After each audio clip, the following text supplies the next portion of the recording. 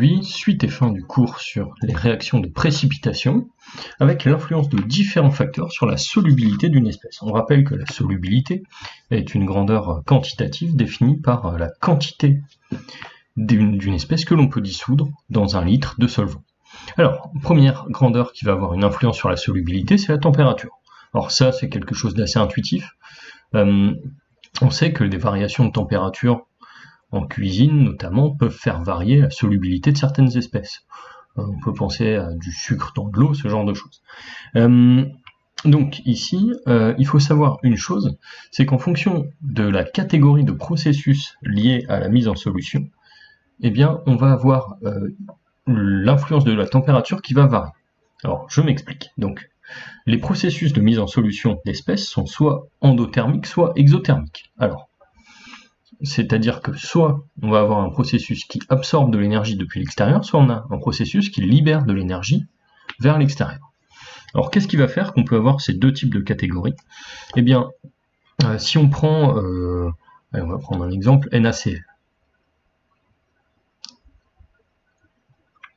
Au départ, NaCl est solide. Il faut commencer, si on veut mettre NaCl en solution, par créer la paire d'ions Na+, et Cl-. Donc là, on sépare les ions Na+, et Cl- qui, a priori, s'attirent l'un l'autre. Ce sont des charges opposées, elles s'attirent. Donc, cette étape-là, qui est l'étape de séparation des ions,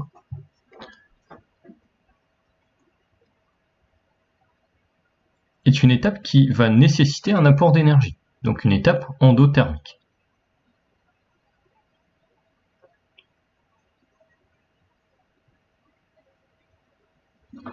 Puis, on va avoir une étape où les ions Na+, et Cl- vont se parer d'un cortège de molécules de solvants pour devenir Na+ aqueux et Cl- aqueux. Cette étape-là, la solvatation, va être une étape endothermique. C'est-à-dire que énergétiquement, Na+ aqueux et Cl- aqueux sont des entités qui ont une énergie plus basse que Na+ et Cl- sans leur cortège de molécules de solvant. Et donc, eh bien, la somme du coût énergétique de la première étape et du coût énergétique négatif de la seconde étape, on peut dire que du point de vue du système, si le système libère de l'énergie, c'est qu'il a reçu une énergie négative de l'extérieur. Si vous avez du mal à vous convaincre en parlant d'énergie, pensez à votre compte en banque. Si vous avez dépensé de l'argent, c'est que vous avez reçu une somme négative depuis l'extérieur. Donc ici, on va avoir donc ces deux types de processus qui peuvent se mettre en place. Donc endothermique qui absorbe de l'énergie, on peut citer par exemple PbI2 qui va donner Pb2 plus 2I-. Donc PbI2 solide qui donne Pb2 plus aqueux plus 2I- aqueux. Et donc ici, qu'est-ce qui va se passer? Eh bien, si on a un processus endothermique, quand on augmente la température, on augmente l'agitation thermique microscopique. Donc on va favoriser le procédé qui consomme l'excès d'énergie apporté par l'extérieur. Vous voyez l'idée? En gros, on rend l'extérieur capable d'apporter plus d'énergie au système, donc on favorise le procédé qui consomme de l'énergie.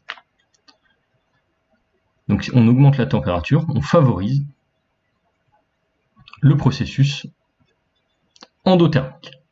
Si on fait baisser la température, on baisse la quantité d'énergie disponible pour le système, donc la quantité d'énergie susceptible de venir de l'extérieur. Et on rend, à l'inverse, l'extérieur capable d'absorber une libération d'énergie plus grande, quelque part.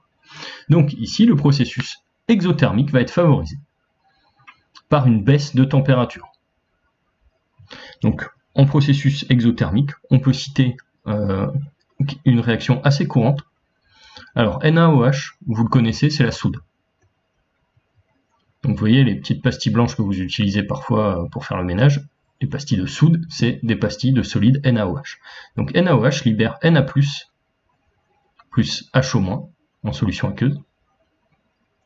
Et donc on sait ici que cette réaction est exothermique, c'est-à-dire que si vous mettez des pastilles de soude dans de l'eau, la température de cette eau va augmenter. Et cette augmentation est liée au fait que la partie ici de séparation des ions qui consomme une certaine énergie consomme moins d'énergie que la solvatation qui, elle, libère de l'énergie. Donc ici, on va favoriser cette réaction si on baisse la température. Donc en deuxième année, vous verrez, je l'ai mis en remarque ici, des grandeurs qui permettent de quantifier la quantité d'énergie fournie à l'extérieur. Vous verrez ce qu'on appelle des enthalpies standards de réaction, delta RH 0. Donc ça, ce sera pour la deuxième année. Et en fonction du signe, vous saurez si vous avez affaire à un processus exo ou endothermique. Alors, un autre effet qui va avoir un impact assez fort sur la solubilité, c'est l'effet dit d'ion commun. Alors, quelle est l'idée ici? L'idée, c'est que lorsque l'un des ions constitutifs d'un solide est déjà présent en solution, on va voir la solubilité qui baisse. Alors, comment est-ce qu'on peut interpréter ceci? On sait, alors on va travailler avec AgCl par exemple, Voilà, on voit AgCl solide qui va donner Ag+, plus Cl-. Tant que AgCl solide existe au contact de la solution, on sait qu'on aura Ks qui vaut Ag+ fois Cl-. Ici, la solubilité, ce sera, en l'absence d'AgCl au départ dans la solution, le produit de Ag+ fois Cl-, directement, ce sera S au carré ici. La solubilité au carré, ce sera Ks. Si on a un des ions qui est déjà présent, il va déjà prendre des places disponibles. Donc ici, on aura S facteur de S plus la concentration de départ. Donc pour atteindre la valeur Ks, le nouveau S sera forcément plus faible que le S associé à une solution initialement vide. Il faut imaginer en gros une sorte d'immeuble ici. Vous avez un certain nombre d'appartements vacants. Si l'immeuble est complètement vide au départ, vous pouvez loger plus de personnes que si certaines personnes sont déjà présentes dans l'immeuble. Voilà. Donc l'effet d'ion commun, c'est ça. C'est simplement un nombre de places limité dans la solution. Et donc si certains ions occupent déjà des places disponibles, on en a moins pour les nouveaux ions qui voudraient arriver. Et donc on a comme ça par ion, on va dire, un certain nombre de places disponibles pour chaque solide qui pourrait exister. Alors, ici on va travailler justement sur la solubilité du chlorure d'argent. Et on va essayer de la déterminer avec présence de chlore, d'ion chlorure donc dans la solution, et sans ion chlorure. Alors, ici on sait une chose, on sait qu'on va travailler sur la réaction de mise en solution du chlorure d'argent solide. J'ai plus Cl. À l'état initial, donc on a une certaine quantité de matière N0 de AgCl, et à l'état final, on va avoir N0 moins l'avancement final. Ici, on va avoir 0, et ici, on va avoir la concentration C0 fois le volume V. À l'état final, on aura ici XIF, et ici, C0V plus XIF. Donc, au final, si on travaille sur la solubilité, on va travailler sur le cas où, à l'état final, il ne reste qu'un grain d'AgCl.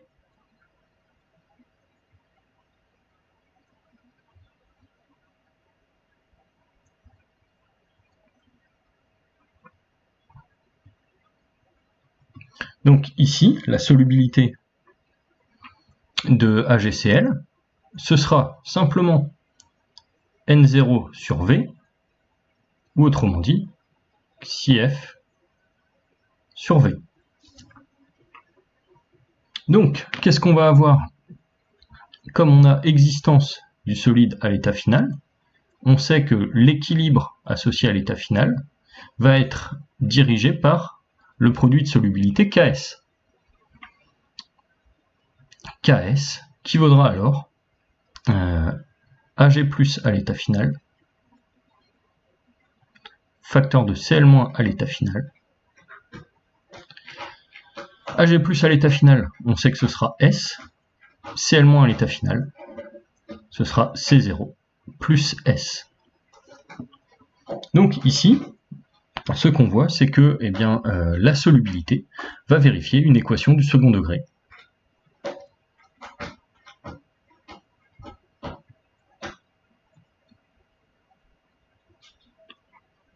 On va avoir S au carré fois C0S, S au carré plus C0S, moins KS, égale 0. Alors, une remarque que l'on peut faire ici, c'est que si C0 vaut 0, donc si on n'a pas d'ion Cl- présent au départ, on va avoir directement à ce moment-là Ks qui vaut S au carré, donc S qui vaut racine de Ks. Donc ça c'est la solubilité en l'absence d'ion Cl- au départ.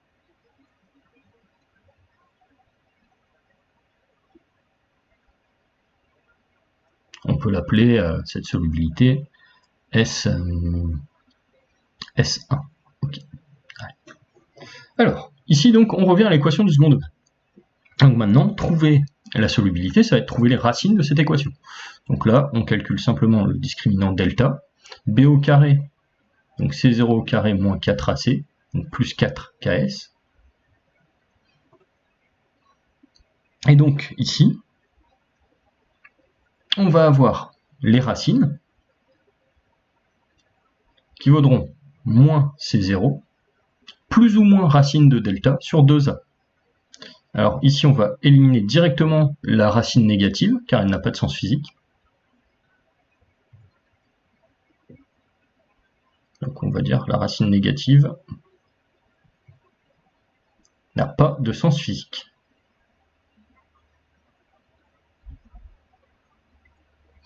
Donc on va avoir S qui vaut moins C0 sur 2, plus racine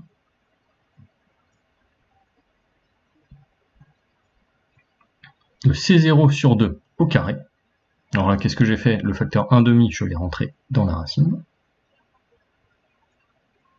Plus KS. Donc la solubilité ici, on va voir une chose.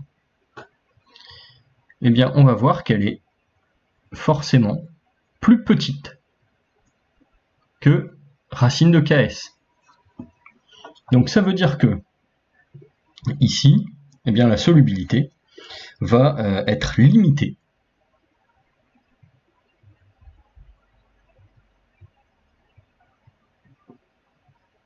par la présence d'ion Cl-.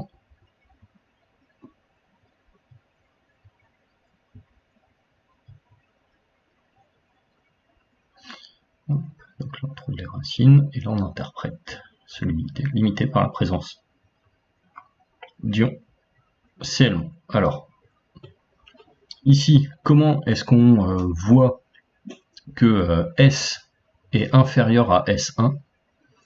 Eh bien, le plus simple, c'est de comparer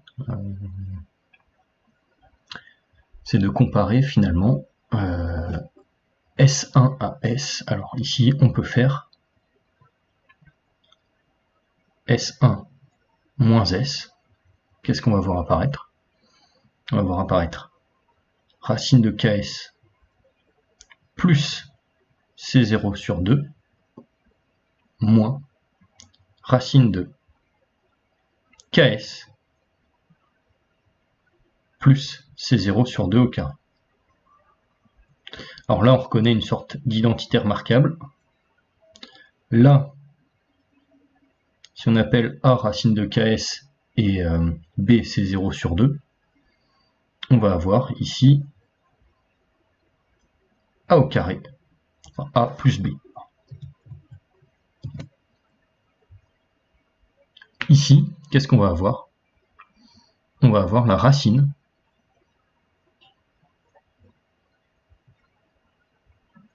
de A au carré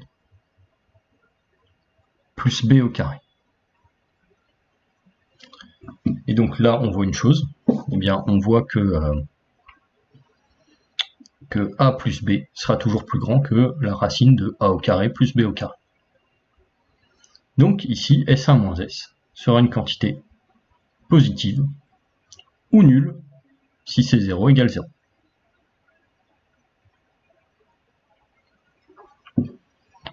Donc là, l'effet d'ion commun, donc le fait que Cl- soit déjà présent en solution, ça va empêcher les Cl- libérés par la mise en solution de HgCl de prendre toutes les places vacantes. Certaines places étaient déjà occupées.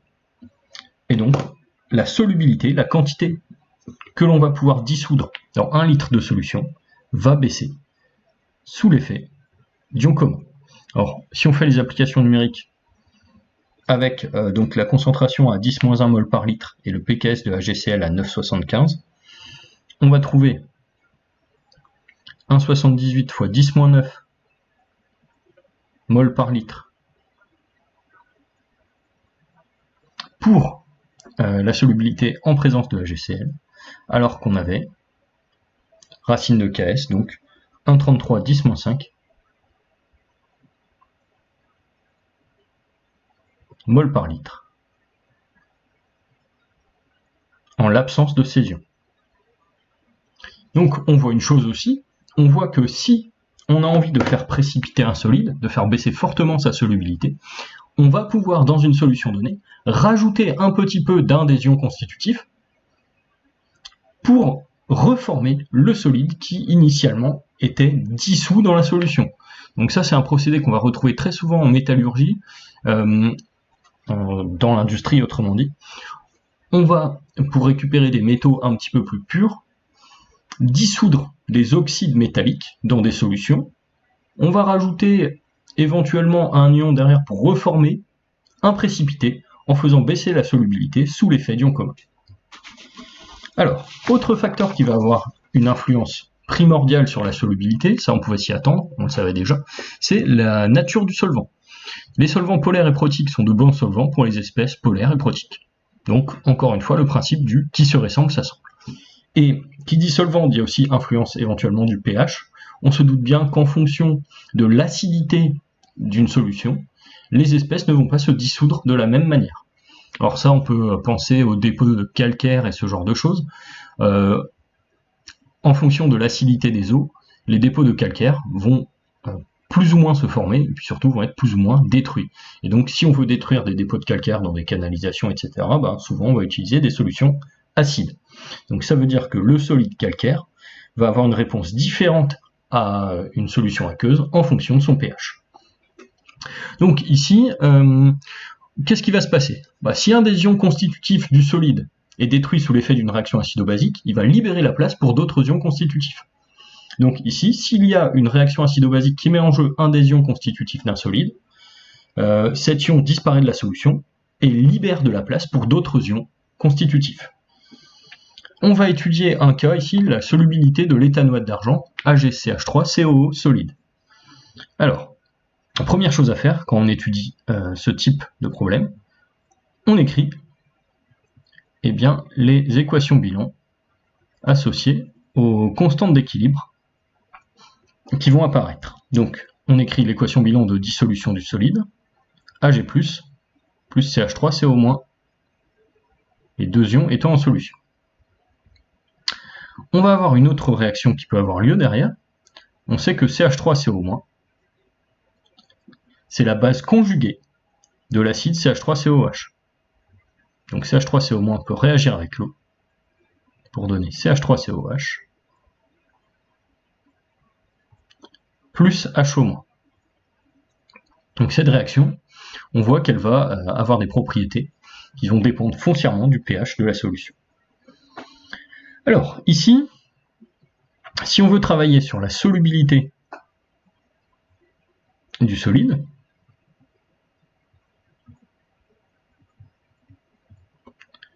eh bien, on va travailler sur le fait que S vaut la concentration effective de la solution en Ag+ à l'état final, à condition qu'il ne reste qu'un grain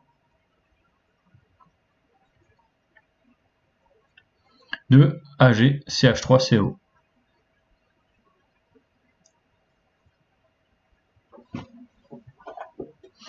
On sait aussi que la quantité d'AgCH3CO dissoute va nous donner CH3CO- et qu'une partie de CH3CO- peut réagir pour donner CH3COH. Donc ici, la quantité de matière N0 présente au départ nous donne une quantité de matière N0 de Ag+, et une quantité de matière N0 de CH3CO-. Cette quantité va ensuite se répartir entre CH3CO- et CH3COH. Donc S, on peut dire par conservation de la matière, que c'est aussi CH3CO- à l'état final, plus CH3COH à l'état final.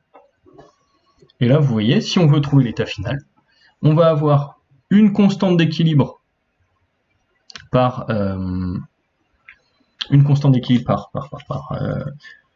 réaction, plus une équation liée à la conservation de la matière. Donc ça va nous donner 3 équations pour 3 inconnus, les 3 concentrations Ag+, CH3CO-, CH3COH.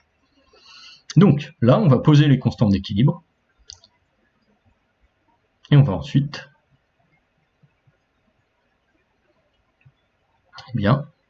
résoudre le problème, c'est-à-dire trouver S à l'état final. Alors, les constantes d'équilibre, donc on a Ks qui vaut Ag+ fois CH3CO-.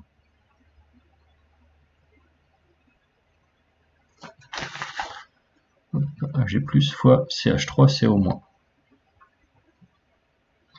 Alors, j'enlève l'indice final parce qu'il va de soi qu'on va toujours travailler avec la valeur finale. Et puis, on nous donne un pKa, donc on sait que Ka, alors c'est pas directement la constante d'équilibre de cette réaction-là, c'est la constante d'équilibre de la réaction de l'acide sur l'eau. Et donc, on va quand même avoir un lien entre CH3CO- et CH3COH, sachant que Ka, c'est CH3CO- fois concentration en H3O+, qu'on va noter petit h pour des raisons de compacité des notations, sur CH3COH. Alors, ici, qu'est-ce qu'on va trouver instantanément? On va trouver que Ks, c'est la solubilité fois la concentration en CH3CO-. Et la concentration en CH3CO-, c'est Ka fois CH3COH sur H, ici. Alors, ici, donc, on sait directement que CH3COH,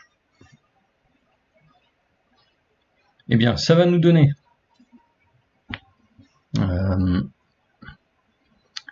la solubilité, ici. On va voir. Ça n'a pas été très clair. Donc, on a dit S vaut Ag+. Donc ici, Ag+ fois CH3CO-, ça nous fait S fois CH3CO-. Ensuite, on a dit aussi que S, c'est CH3CO- final plus CH3COH final. Donc on va trouver que CH3COH final,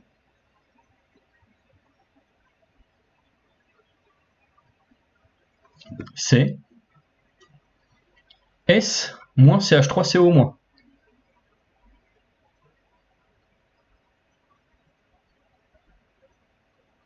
Or, on sait que CH3CO-,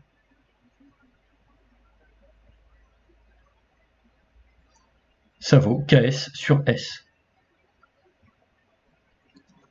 Donc ici, finalement, on va pouvoir écrire le K sous une forme qui fait intervenir uniquement S. K, ça vaudra CH3CO-, donc Ks sur S,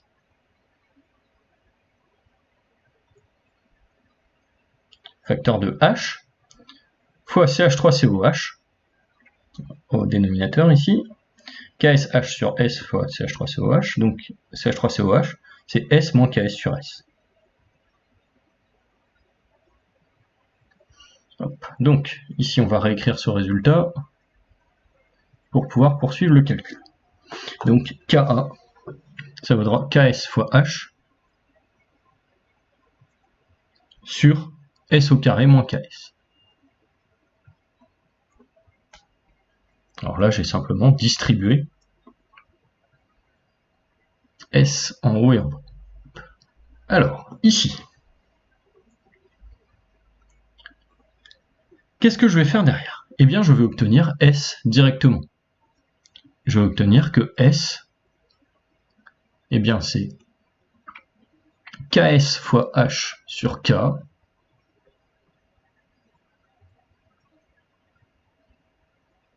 moins, alors ici j'ai un S au carré moins KS, donc plus KS, donc j'ai KS fois 1 plus, pardon, hop, 1 plus H sur K. Donc ça c'est S au carré, donc pour S, je prends la racine carrée, simplement. Donc ici, j'ai S qui vaudra racine de KS fois 1 plus H sur K. Alors, ce résultat ici, il va avoir une grande importance. Vous voyez que la solubilité va augmenter lorsque H augmente.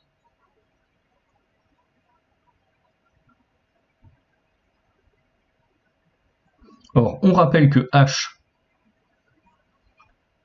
c'est 10 puissance moins pH, donc la solubilité va augmenter lorsque le pH va diminuer. Alors, comment est-ce qu'on interprète ça? On revient ici. On sait que AgCH3CO libère Ag+, et CH3CO-.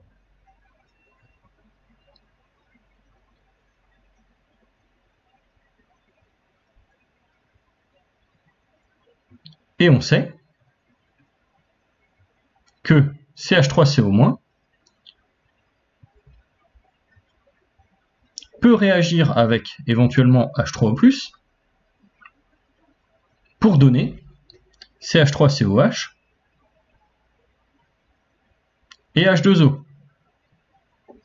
Plus le pH diminue, plus H3O+, va être présent en quantité importante. Et donc plus on va avoir de H3O+ disponible en solution, plus on fera réagir CH3CO-, donc plus on va libérer de place pour que AgCH3CO fasse passer et Ag+, et CH3CO- en solution. Donc ici, la diminution de pH va augmenter la solubilité, car le solide libère une base en solution. Alors ça, c'est la version avec un calcul entre guillemets exact. On aurait pu travailler de manière approchée, en utilisant les diagrammes de prédominance.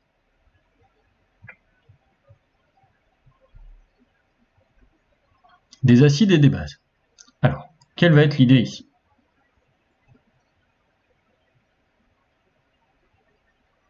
Donc on garde en mémoire que ça, c'est la formule exacte. Si on travaille sur un diagramme de prédominance, on va avoir, en fonction du pH,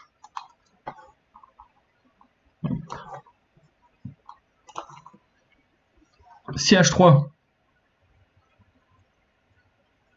COH qui prédomine tant que le pH est inférieur au pK, et dès que le pH devient supérieur au pK, c'est CH3CO- qui prédomine.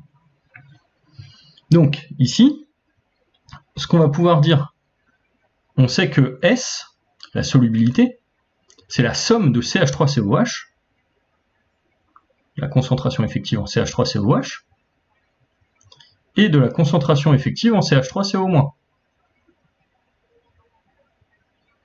Au fait, on va pouvoir dire que si le pH vaut pK, enfin, si le pH est supérieur ou égal au pKa plus 1, eh bien à ce moment-là, on va avoir S qui vaut à peu près CH3CO-.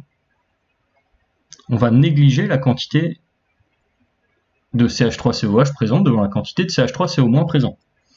Donc ici, qu'est-ce qu'on va obtenir? KS qui vaudra S au carré directement. Donc on va avoir PKS sur 2 qui vaudra PS. Alors ici, j'ai appelé PS la quantité moins log de S. Donc là, j'ai une définition de PS sur un premier domaine. Je vais générer un deuxième domaine pour lequel pH est inférieur ou égal à pKa moins 1. Dans ce cas, je sais que je vais avoir un facteur 10 entre la concentration, enfin 10 ou plus, entre la concentration en acide et la concentration en base. Donc là, je vais pouvoir dire en première approche que S, c'est à peu près CH3COH. Si S vaut à peu près CH3COH, eh bien, je vais pouvoir dire que, à ce moment-là, alors je vais combiner les équations. Je vais donc avoir comme réaction dans la solution Ag CH3CO qui donne Ag plus CH3CO-, combiné à la deuxième équation acido-basique, Ag, alors hop, donc CH3CO- plus H3O+, qui va donner CH3COH plus H2O. H plus H2O. En combinant ces deux équations, bilan, je vais obtenir une équation bilan qui va me dire que Ag CH3CO donne avec H3O+,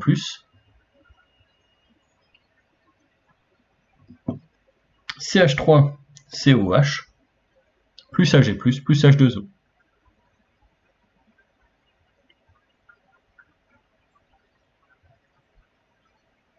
Alors, la constante d'équilibre de cette réaction, qu'est-ce que ça va être? Eh bien, ça va être Ks que l'on divise par Ka. Vous voyez, là j'ai la constante de réaction de cette réaction qui est dirigée par Ks, et ici, cette constante d'équilibre, la constante d'équilibre associée à cette réaction, c'est 1 sur K. Et donc je vais avoir K qui vaut Ks sur K, qui vaut aussi Ag+, donc S, fois CH3COH, donc S au carré ici, fois l'activité de H2O 1, sur l'activité de CH3CO solide 1, sur H3O+. Donc je vais avoir Ks sur K qui vaudra S au carré sur H, à condition que l'hypothèse S environ égale à CH3COH soit vérifiée. Donc à condition que je sois dans ce domaine-là.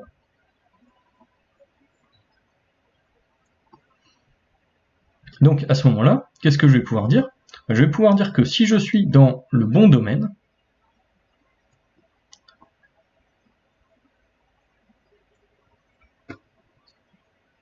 eh bien je vais pouvoir trouver une relation très simple entre KS, S et KS, ou entre PS, PH, etc. Alors, ici, donc je vais finir par avoir KS sur K qui vaudra S au carré sur H.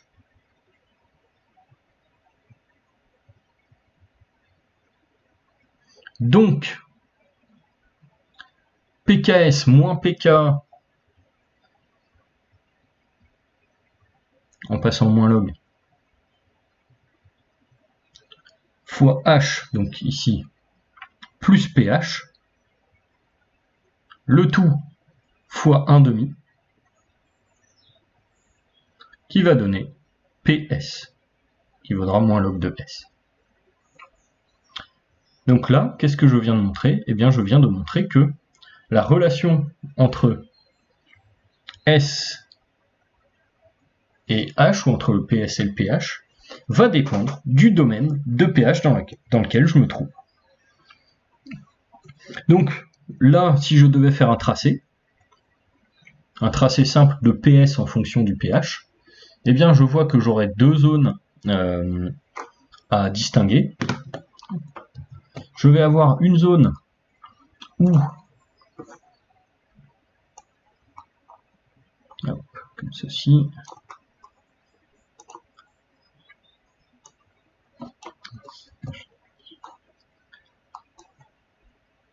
une zone où, tant que le pH n'est pas assez fort,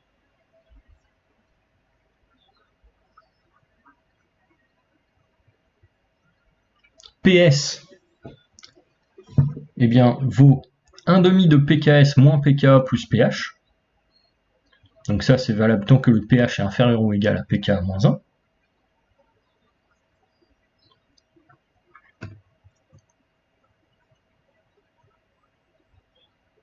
Donc ici, qu'est-ce que je veux obtenir? Je veux obtenir finalement une droite d'ordonnée à l'origine 1,5 de pKs moins pKa et de coefficient directeur 1,5. Donc, je vais avoir 1,5 de pKs moins pKa ici. Et je vais ensuite avoir une droite à coefficient directeur positif.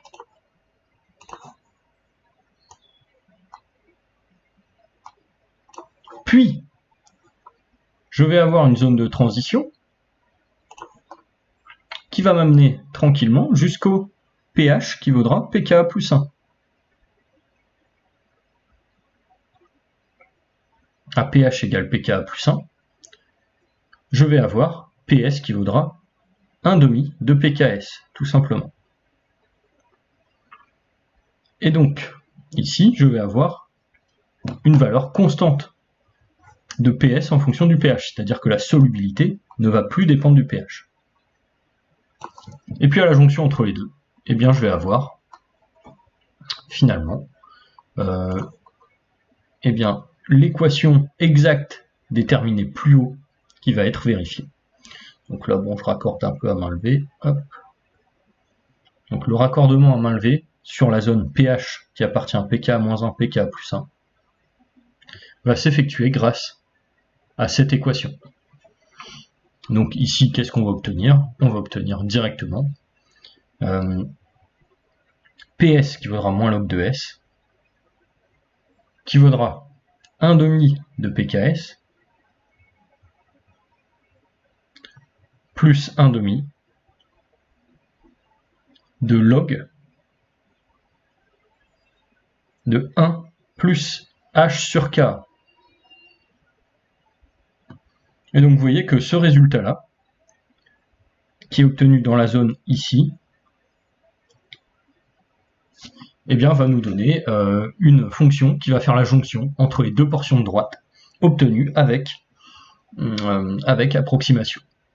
Donc là, je vous ai donné dans cet exemple de cours deux méthodes pour résoudre le problème. Vous voyez que je vous ai donné la première méthode qui vous donne l'expression exacte de S, quel que soit H, donc quel que soit le pH. Et donc là, en posant un système avec autant d'équations que d'inconnus. Ou alors une méthode approchée, un petit peu plus subtile, où ici, on est en train de donner à chaque domaine de pH, dans chaque domaine de pH, on est en train de donner l'équation chimique de la réaction qui a effectivement lieu. C'est-à-dire que tant qu'on est dans des pH suffisamment élevés, eh bien, on va avoir uniquement cette réaction qui a lieu. C'est-à-dire que bon, CH3CO- réagit très très peu avec les H3O+, parce qu'on a très peu de H3O+ présents. Si on arrive sur des pH suffisamment bas, c'est cette réaction-là qui va plutôt avoir lieu. Ça, c'est plus proche de la réalité chimique, microscopique de ce qui se passe dans la solution. Donc là, on a une méthode un petit peu plus subtile ici, qui va consister à faire moins de calculs en interprétant la chimie microscopique de la solution, en interprétant les réactions qui vont avoir lieu en fonction des espèces présentes et du pH de celles-ci. Je vais vous laisser un petit peu de temps pour chercher le dernier exemple, qui est exactement le même, que celui qu'on vient de traiter ici. Donc sur le PDF en ligne, je mettrai la solution rédigée à la question suivante un petit peu plus tard.